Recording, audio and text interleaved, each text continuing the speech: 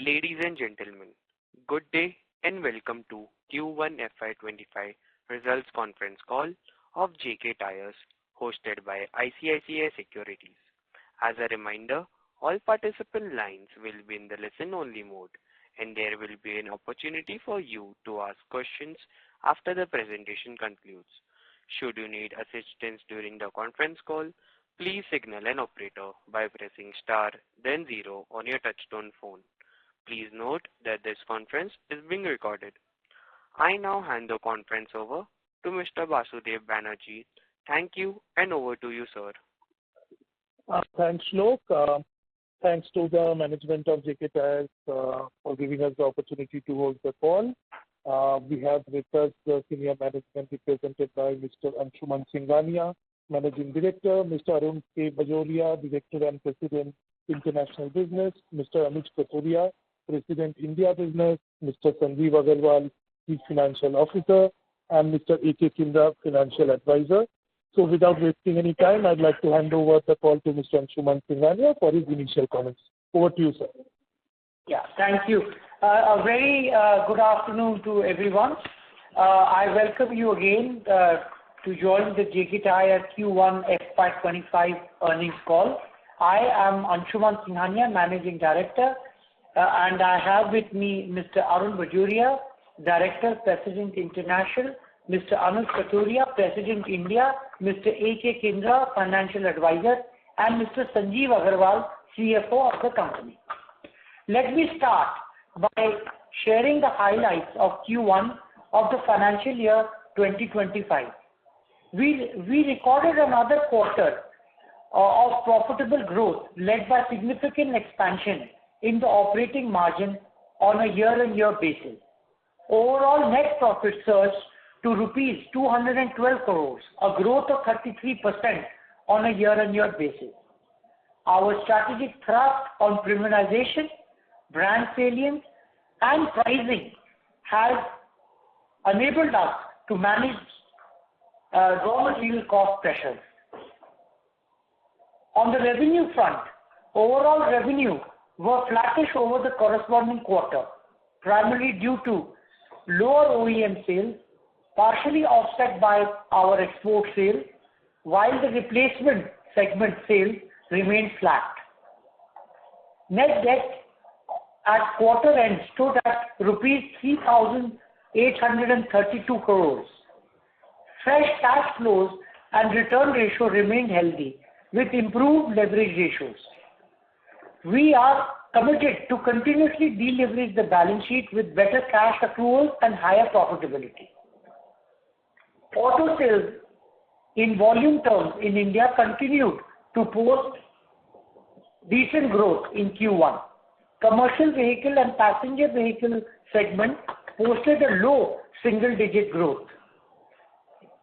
M&HCV demand impacted due to slowdown in the infrastructure projects on account of general elections. Passenger vehicle sale also moderated during the quarter due to high base effect. However, order bookings remained strong in the overall SUV category. The 2-3-wheeler segment witnessed a recovery, largely due to improved demand in the sentiments in the rural area. We are optimistic about the tire industry, supported by reforms and a focus on infrastructure development. Moreover, the upcoming festive season and favorable monsoon conditions augurs well for the industry. We are proud to share that the JK Tyre was awarded the Great Place to Work in the auto and auto component segment. This signifies our commitment in creating and sustaining a high trust and high performance culture. During the quarter, we further expanded our market reach in the replacement segment by adding 44 brand shops, 40 plus fleet customers, and 2 large accounts in the mobility business. With continuous evolution of the EV segment in India, the development of EV-oriented technology remains a key focus for the company. Today, there are over 8,100 EV bus registered in India, and JK is the market leader with major fitment share. We are partnering with the leading players in the EV mobility sector, offering our comprehensive mobility solution. Moreover, JK Tyre's mobility solution business achieved ISO 9001 2015 certification from DNV, which is the first of such tire quality certificate received by any company in the tire service industry.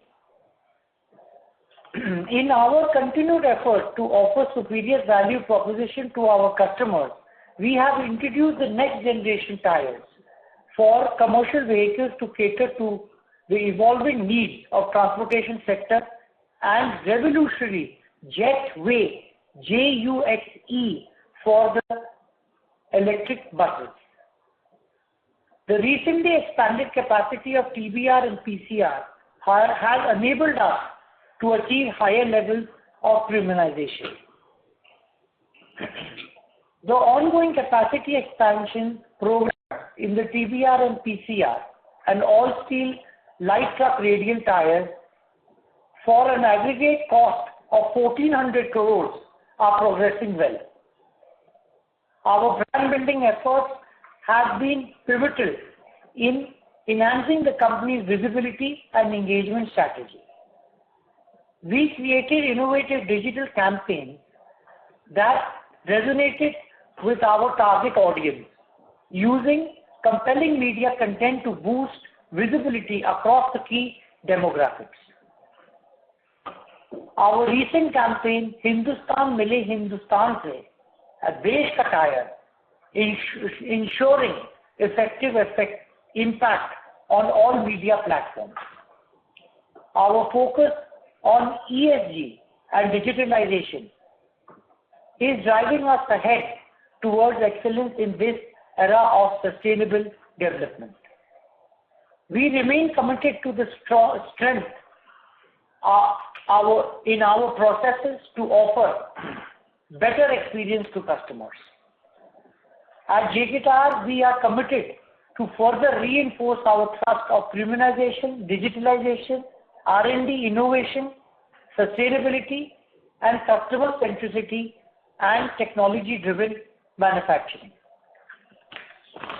We have welcomed the move of the government, which has recently notified the continuation of the CVD on import of TBR tires from China. This is a very good move, and this move will go a long way in promoting the domestic manufacturing and sales of TBR. Now I would request Bajoria to talk about the performance of JK Tornel Mexico. Thank you, MD sir. JK Tornel Mexico registered a quarterly sales of 1,234 million pesos, equivalent to nearly 600 crores, lower by about 13% on year-on-year basis. EBITDA margins sustained at 8.7%, that is 108 million pesos, equivalent to rupees 52 crores. JK Tornel Mexico's financial performance for the quarter was slightly subdued due to general elections in Mexico, lower number of working days on account of the Easter holidays in the first week of April, and the peso appreciation impacting exports. Overall economic situation in Mexico is expected to stabilize in the current calendar year and continues to be buoyant from the perspective of foreign direct investments and government expenditure plans. During the quarter, we have taken strategic price increase across categories in the major markets to offset the impact of rising raw material prices. Now I would request Agarwal ji to brief about the financial performance of this quarter. Thank you very much, sir. So let me briefly share the key highlights for quarter one of FY24-25. So first is the consolidated revenue for the quarter were recorded at rupees 3,655 crore. EBITDA margins during Q1 FY25 were recorded at 14.1% vis-a-vis 12.5% in the corresponding quarter, which is an expansion of 162 basis points. Profitability at EBITDA level were recorded at rupees 516 crore as against rupees 465 crore in Q1 last year, which is a growth of 11% on YOY basis. On quarterly basis, cash profit stood at rupees 403 crore as compared to rupees 343 crore in Q1 last year, which is higher by 18%. Interest cost stood at rupees 112 crore, which is lower by 8% over the corresponding quarter. Profit after tax stood at rupees 212 crore, up by 33% on YOY basis. Consolidated capacity utilization for the quarter was over 80%. Consolidated exports stood at rupees 637 crore, which is up by 9% on YOY basis. Subsidiary companies, Cavendish Industries and JK Tornel Mexico continued to perform well and contributed significantly to the revenues and profitability on consolidated basis. Cavendish posted a top line of rupees 975 crore with an EBITDA of rupees 139 crore, registering an operating margin of 14.3%. Earnings per share on consolidated basis improved to 7.62 per share in Q1 as against 5.93 per share last year. Return ratios have significantly improved further. ROC has posted ROC at 15.4% and ROE at 20% are in the high teens range. Net debt stood at rupees 3,832 crore as on June 24, higher by 3% over March numbers due to some working capital borrowing increase, and the leverage ratios sustained over March 24. Net debt to equity and net debt to EBITDA remained at 0.8 and 1.76 respectively. So the balance sheet of the company is much healthier and improved financial ratios. We have already circulated earnings presentation, which is available on our website as well as on stock exchange website. Now we open the forum for Q&A. Thank you. Thank you very much. We will now begin the question and answer session. Anyone who wishes to ask a question may press star and 1 on their touchtone phone. If you wish to remove yourself from the question queue, you may press star and 2. Participants are requested to use handsets while asking a question. Ladies and gentlemen, we will wait for a moment while the question queue assembles. The first question is from the line of Mumuksh Mandlesha from Anand Rathi Institutional Activities. Please go ahead. Thank you, sir, for the opportunity and congratulations on the good margin performance. So firstly, on the volume growth, sir, this quarter seems to be muted, sir. Can you explain what led to the volume to be low? And also, can you provide some numbers around the growth side? How has been the overall volume growth and across the various segments, OEM, aftermarket, and exports? Okay. You see, in the CV segment, where we have the highest share, and particularly which impacted the volume was very low production of M and HCV production, which was a slowdown because of the infrastructure projects were generally impacted because of the general elections. Also, there has been a temporary change in the overall CV segment mix, which has led to the OEM offtake during the quarter. So this was one of the volume growth where we are envisioning that it was second half of the year it will pick up. In fact, in terms of our domestic volume, we were remain flat in the replacement market. But in the export market, we had a significant jump of 19% over the corresponding quarter. And so OEM would be, sir, how much fall, sir? OEM was in the tune of about, the fall was in the tune of about 5 to 6. So essentially, this is because of the OEM net fall. Got it, sir. And so just on the gross margin side, last time you mentioned about 4% increase in the RM basket cost. Can you just reiterate what was the impact this quarter? And also for Q2, how much further RM cost increase is expected, sir? So the average RM prices quarter basis, we have seen an impact of 3 to 4%. We are expecting the average raw material basket to increase in the range of about 5 to 6% in quarter 2. Okay. And sir, on the price hike we are taking in July, sir, how much do you expect that price hike to cover the increase in the Q2 cost, sir? So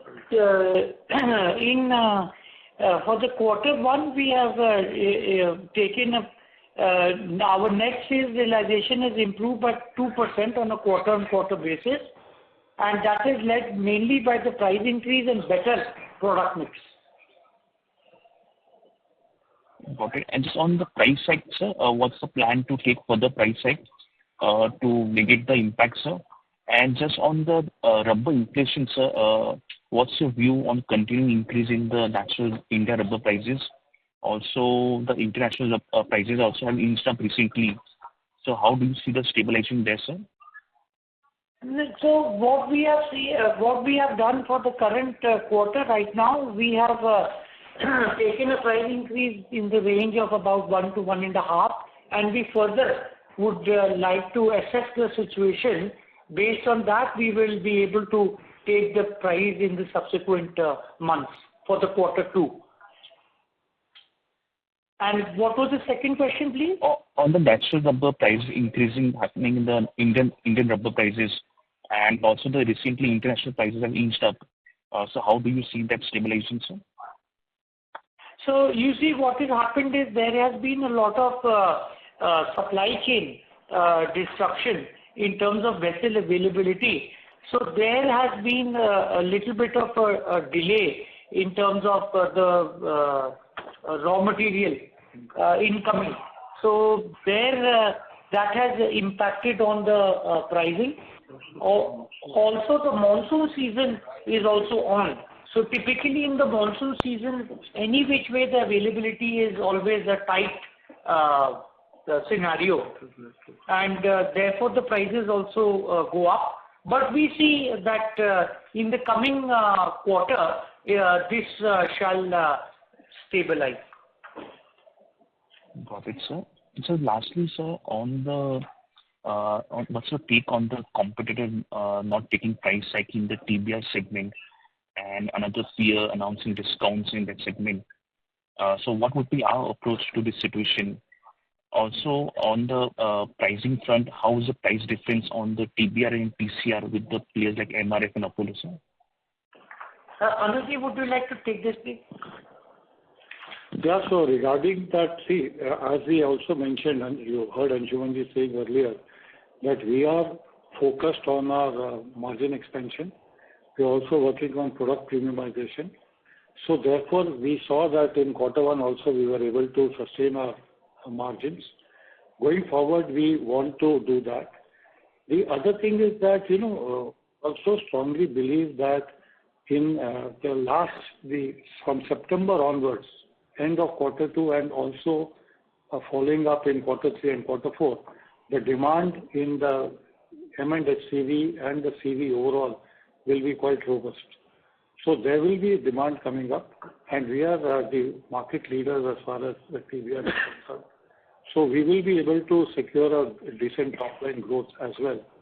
And however, we are also working on a lot of our premiumization also in the TBR, wherein our power SKUs like the energy saver tires and the other extra mileage tires are also doing well. So based on that, we would like to have our own way forward and strategy, wherein we would definitely like to increase the top line, but at the same time not compromise on our margin as well. So it's fair to say, sir, our prices remain stable, and we would keep on increasing the price hike to further compensate the RM cost inflation. See, we will have to watch this RM basket very carefully. As you know that it has been on an upward trend, mainly led by the natural rubber. But we see that once the global supply chain challenges are resolved, availability improves, and also our domestic production of natural rubber post the monsoon season should be improving. So all that will play out in its own way. So we'll be watching this very carefully, and depending on how the raw material basket pans out, we will take further calls on and also we are watching the market to see the ability of the market to absorb the increases that we are announcing. Okay, sir. Thank you so much for the opportunity. I'll come back for the follow-up questions. Thank you. Thank you. The next question is from the line of Nirav Sakseria from Living Root Analytics LLP. Please go ahead. Yes, congratulations for the good set of numbers. So could you quantify the EPR cost for this quarter? EPR cost for the quarter. So in fact, as we discussed last time also, that we have started to pass on the EPR cost and have started charging as a direct line item. So, but still, because we started that from the month of May onwards, so there is still some cost of about 20 crores, which has been charged to the P&L. Going forward, this will also be passed on. Okay. And so we are also expecting a 5 to 6% increase in raw material basket in Q2. So would we need an additional price hike to recover that pricing? If yes, then what is the quantum of that? As I explained earlier, that in the month of July we have already taken a price hike, and we will be subsequently assessing the situation and seeing the raw material hike, and based on that we will take the price increase in the remaining 2 months of the second quarter. Secondly, that our enriching of our product mix is also going to help us. So could you quantify the price hike taken in July? 1 to 1.5%, depending on which category we are talking about. Okay. And did we stock up onto the raw material in this quarter, in Q1?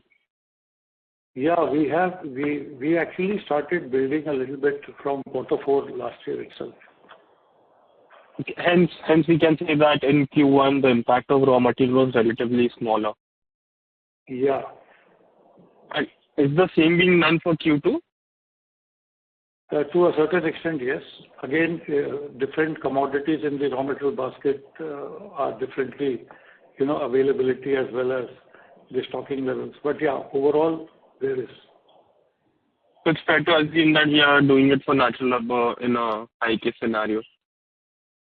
Yeah, we are working with our major suppliers, and we are strategically keeping our inventory levels that we did not have any impact of our production impact, but we are keeping the teams are working very closely with our suppliers to make sure that there's no impact. And we don't see that in the coming quarters also. We don't envision any impact of our availability. Okay, sure. And so could you give the split of capacity utilization in PCR and TBR? See, overall capacity utilization for our radial is in radials it is around 90% plus, and overall it is 80% plus. Okay. Thank you so much. Thank you. Thank you. The next question is from the line of Jyoti Singh from Arihant Capital Markets Limited. Please go ahead. Yes, thank you for the opportunity.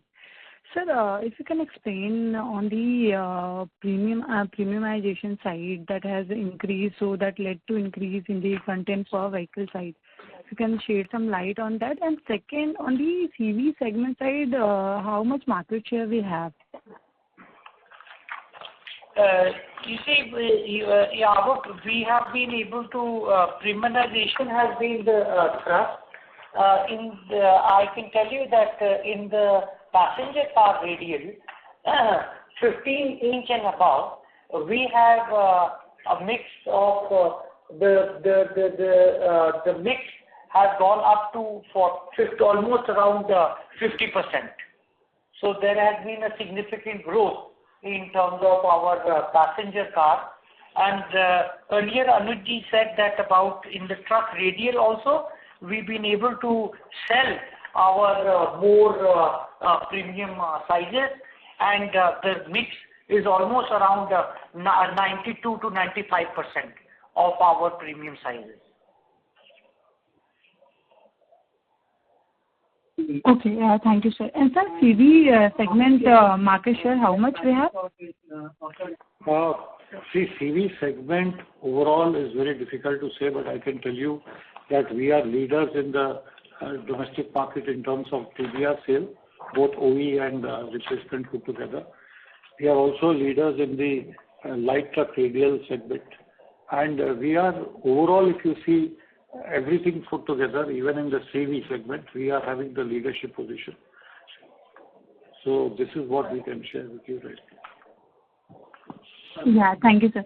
And sir, just last question. On the replacement side, we are almost more than 62%. So what are view in future? Because a lot of demand is very high on the replacement side. Yeah, so replacement versus OE, it keeps on changing a little bit. But generally what happens is the OE demand is stronger in the second half of the financial year. So in the quarter 3 and quarter 4, we expect that the demand from the OE would be coming back to a better level. But it would not very significantly change, but yes, it will be in that range.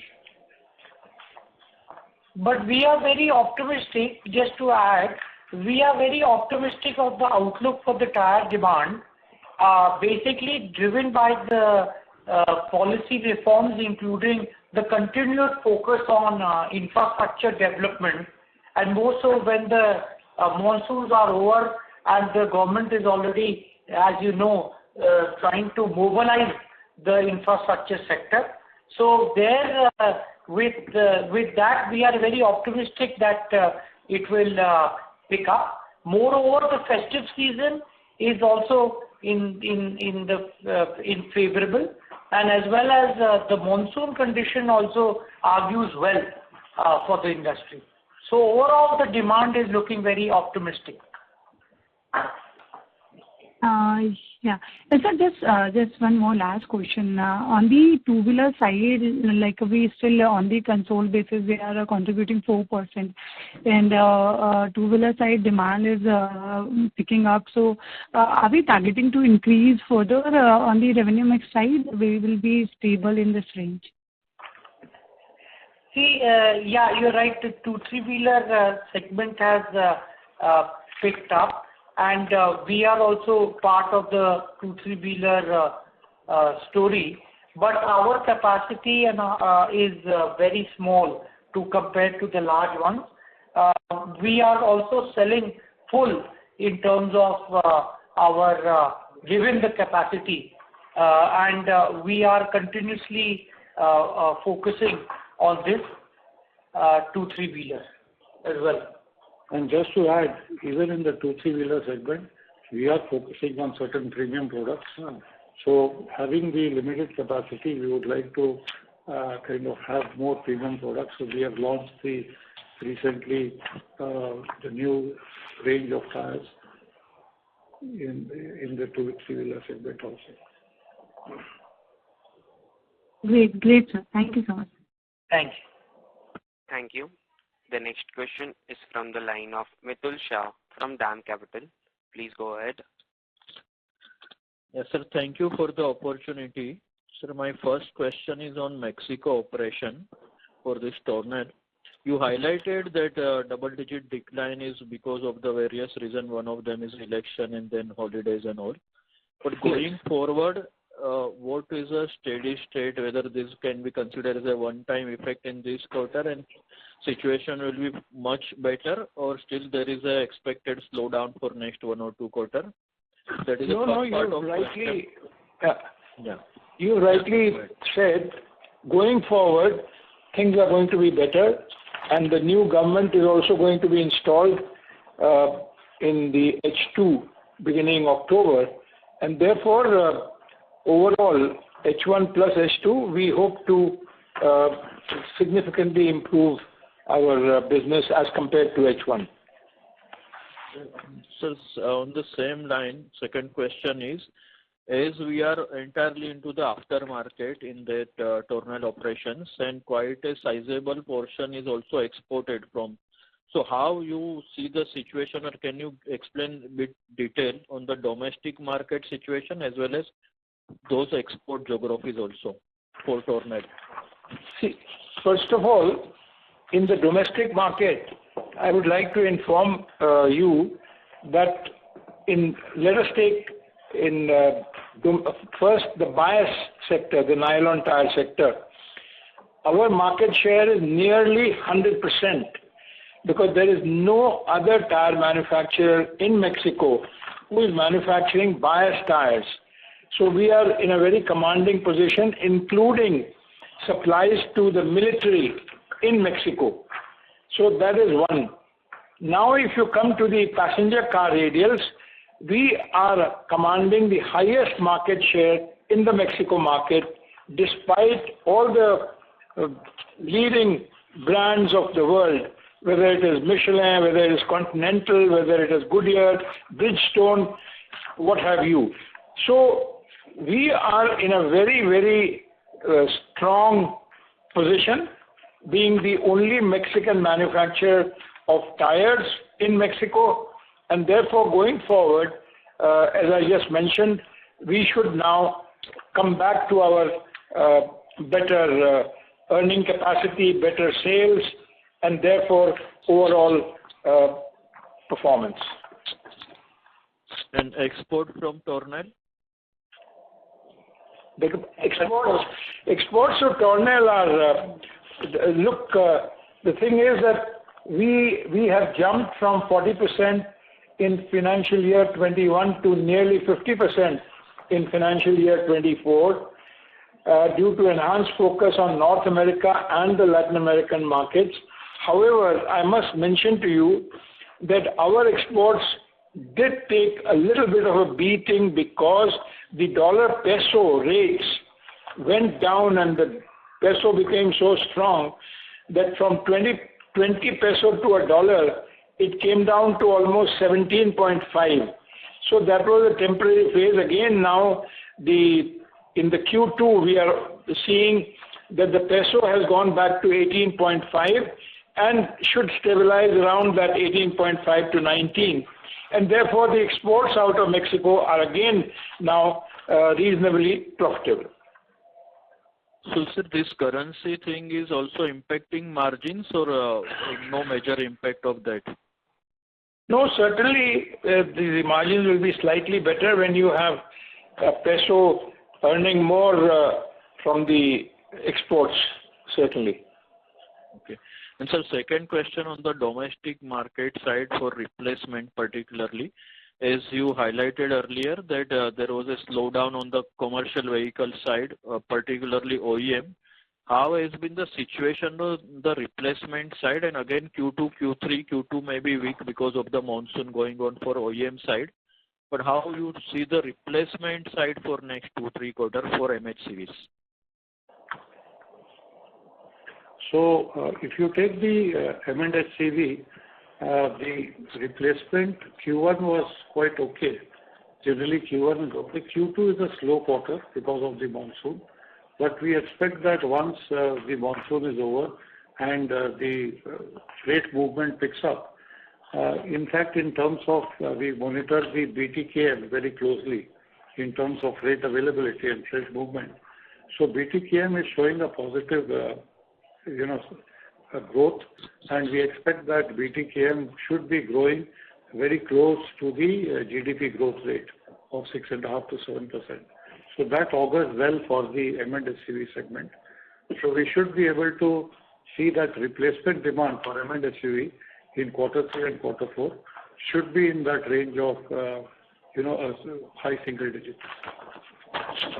Excellent. Lastly, on the balance sheet side, how is the debt position at the end of quarter and any change in the capex for this year and next year? That's all, sir. So on the debt side, the balance sheet, of course, there is small amount of the working capital loan we had to raise during the quarter, and that is why the total debt has gone up to about net debt time frame has gone up to about 3,832 crore as against 3,704 crore in the last quarter. So that is the single change in the working capital side. Going forward, we are expecting that with the improved sales from this quarter onwards, expectedly, we should be able to manage this working capital better, and we will definitely reduce the overall debt. That is our focus. On capex, sir? So we are undertaking the PCR and TBR project earlier in the tune of 800 crores, which has been completed, and the ongoing expansion is on with 1,400 crore project, which is on in the TBR and all steel truck radial and passenger car radial. Thanks, sir. Thank you.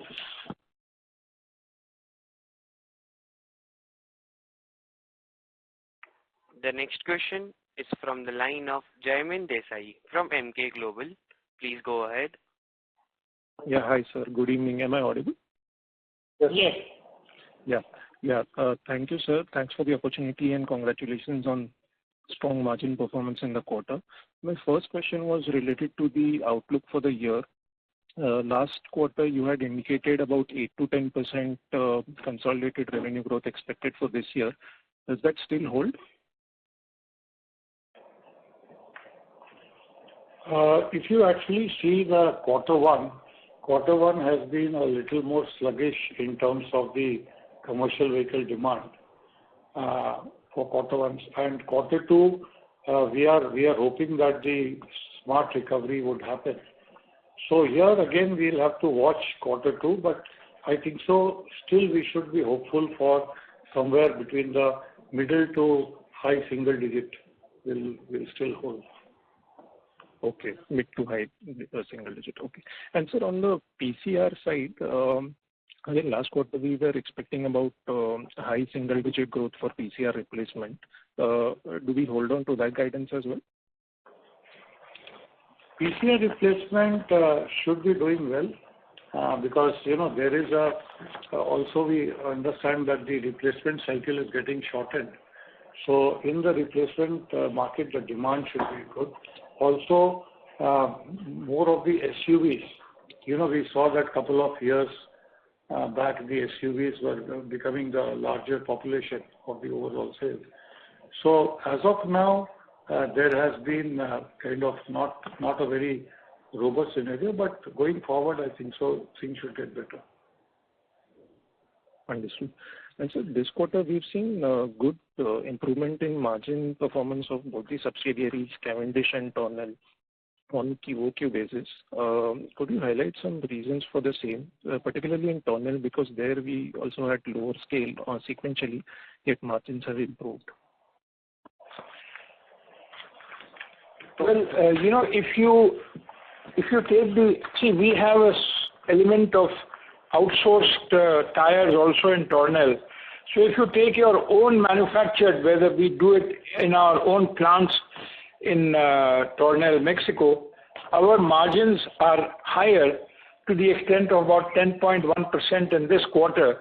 But going forward, those margins are expected to improve because we have taken a price increase effective 1st of June 2024, and that will get settled down, and therefore our margins are expected to be better in the second half as well as in the second quarter, second half.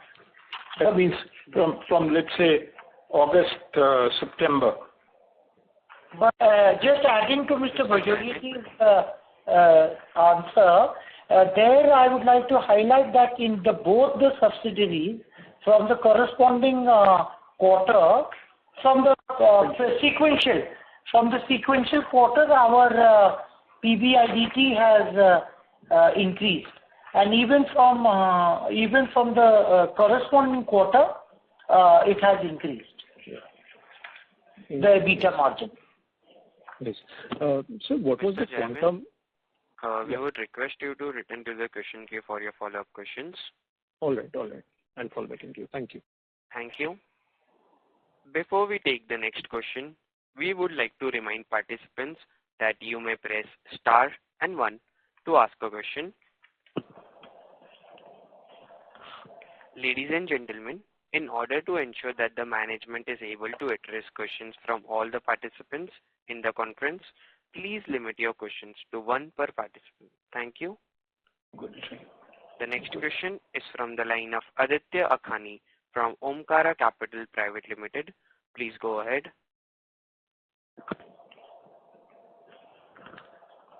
Mr. Aditya, you may continue with your question.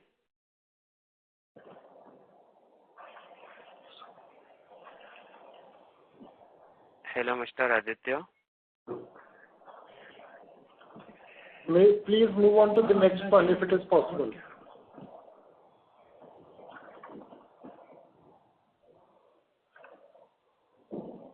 Shloka, can you please move on to the next one? Sir, we are awaiting for the participants to enter into the question queue. Sure. A reminder to all the participants that you may press star and 1 to ask a question. Okay. The next question is from the line of Shruti Mulchandani from Unifi Capital. Please go ahead.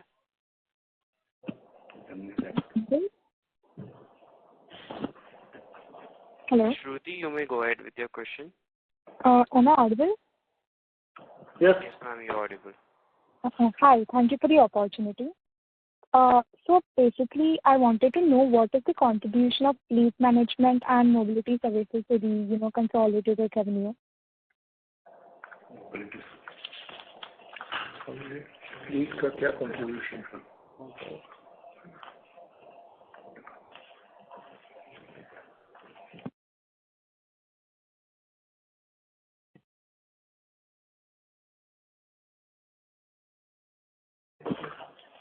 So, if you look at the mobility and the fleets business, it's a business that is growing very well.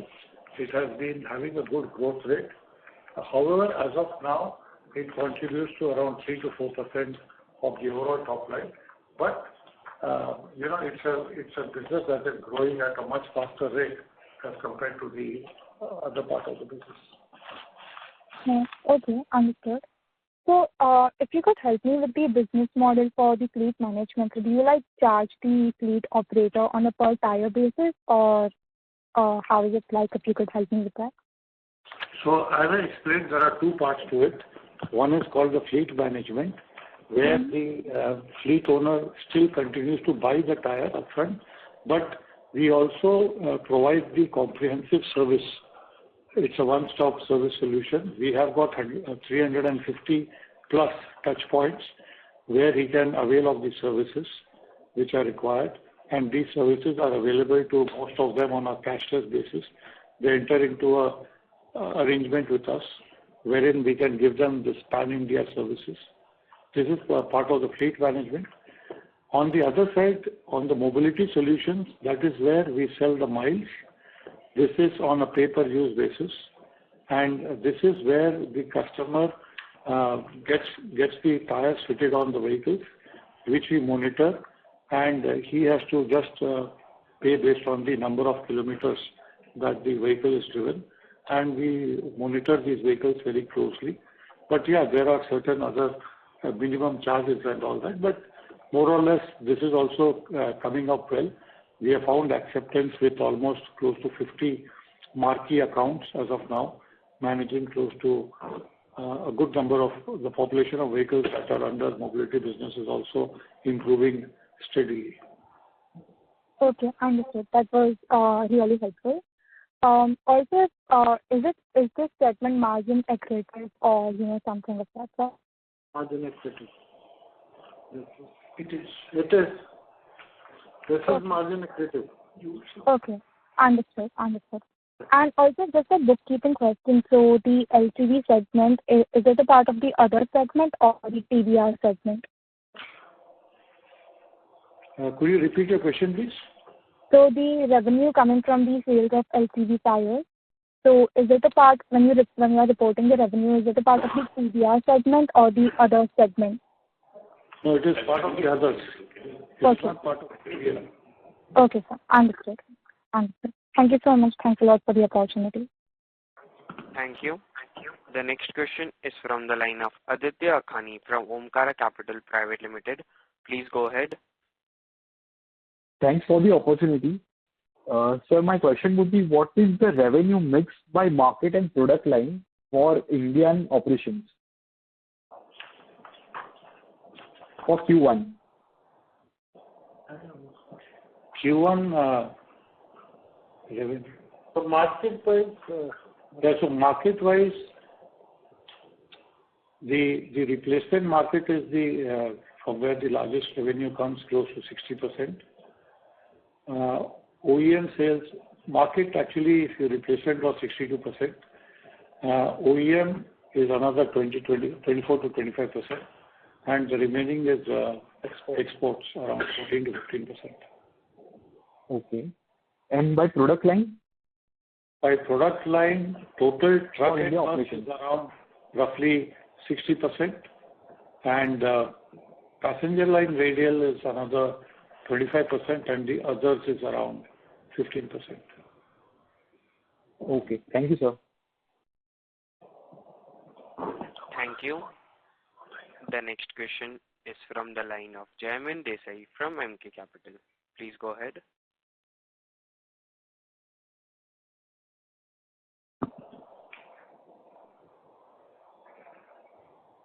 Mr. Jaimin, you may go ahead with your question. The line for the participant is disconnected.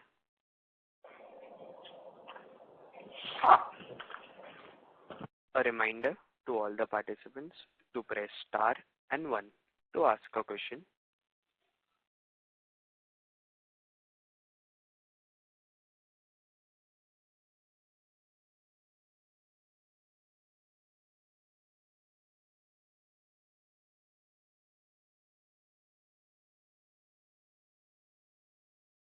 There are more than 20 parties in the conference. We would wait for a moment while the question queue assembles. So if there is no further questions, so we can finish this call. Okay. Thank you, sir. Thank you. So there are no thank you very much to all of you for joining this call. Hope we have been able to clarify on your questions. Thank you so much. Thank you. Thank you, sir. On behalf of ICICI Securities, that concludes this conference. Thank you for joining us, and you may now disconnect your line.